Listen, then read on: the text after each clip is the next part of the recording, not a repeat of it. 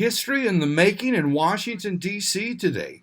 The House narrowly passed legislation by a vote of 220 to 212 along party lines. Legislation that continues Biden's $3.5 trillion budget blueprint that includes not only $1 trillion for infrastructure, but also massive investments in healthcare, childcare, education, and more. Legislation to be paid for with tax increases on corporations and wealthy people. Here are some of the comments from the House floor. Bernie Sanders controls this chamber along with the liberal squad. But the American people are watching and they're fed up and they are letting the American people know whenever this chamber changes and we actually bring order back to the House of Representatives. I yield back. The gentlewoman reserves. The gentleman from Colorado is recognized. Thank you, Madam Speaker. You know, it's interesting. I don't remember the ranking member complaining about the deficit 3 years ago when they passed tax cuts for billionaires across our country to the tune of $2 trillion in terms of adding it to the deficit. I don't remember them complaining about process when they had to do 3 rules within a time period of 6 weeks to try to repeal the Affordable Care Act back in 2017. I heard much today by way of process, but very little in terms of substance. Why? Because they know that the plan we have put forward today will lower costs, will cut taxes, and will create jobs. And with that, Madam Speaker, I'd like to yield 1 minute to the gentlewoman from California, the distinguished Speaker of this House, Ms. Pelosi. The gentlewoman from California is recognized.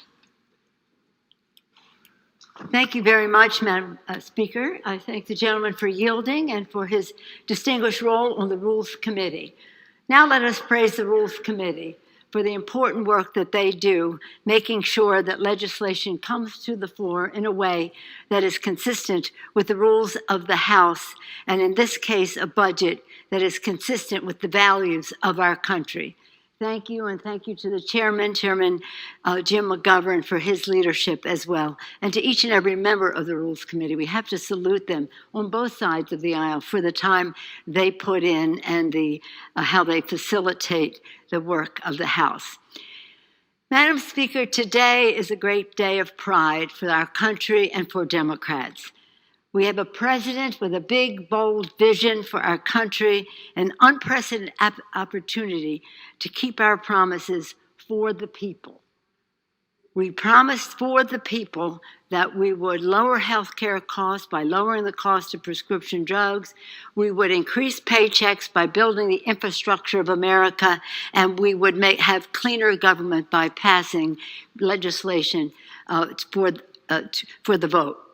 This rule does all 3 of those things and much more, enabling the Congress to vote on some of that legislation today, some of it in the bill, and some of it for later.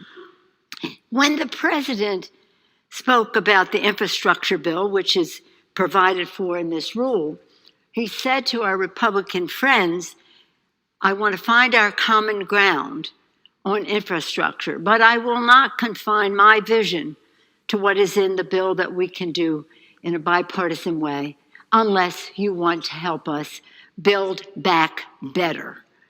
I like to say build back better for women, because that is what this budget will do. That is in this rule. So I salute the president, not only for his vision and his determination to get the job done, but for the priorities that will be contained here in this budget as we go forward. The Build Back Budget agenda is one that is liberating for families, not just women, moms and dads, with childcare, with a child tax credit, with universal pre-K, with home health care, with workforce development, so that not only are we building the physical infrastructure of America, we are building the human infrastructure of America to enable many more people to participate in the success of our economy and the growth of our society. It does so with equity, 40% justice provision that will be in there. Now, it remains for us to work together, work with the Senate to write a bill that preserves the privilege of 51 votes in the Senate. So we must work together to do that in a way that passes the House and passes the Senate. And we must do so expeditiously. On October 1st, the authorizations for highway, et cetera, will expire September 30th.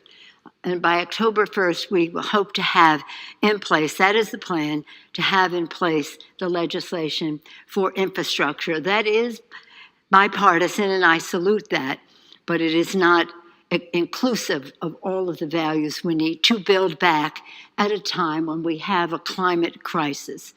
And so I salute our distinguished chair of the Transportation Infrastructure Committee, Mr. DeFazio, for the knowledge that he brings, the value system and the knowledge that he brings to looking at how we do a reconciliation bill, a Build Back Better bill, in a way that is preserving of our planet for the children,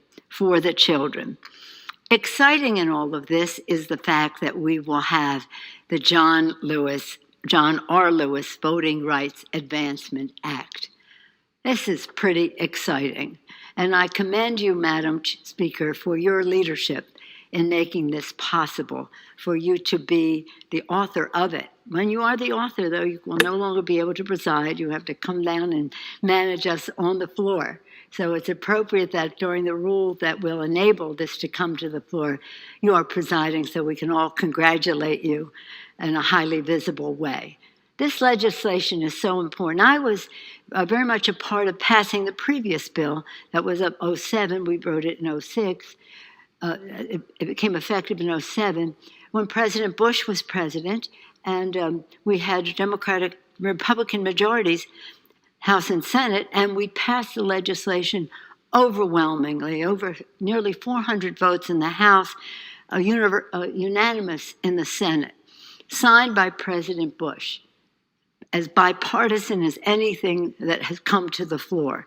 We walked down the steps of the Capitol in bipartisan way, saluting the fact that we had extended the Voting Rights Act, and President Bush signed it. And with great pride, he came to your neck of the woods, to Selma, on the 50th anniversary of Selma March.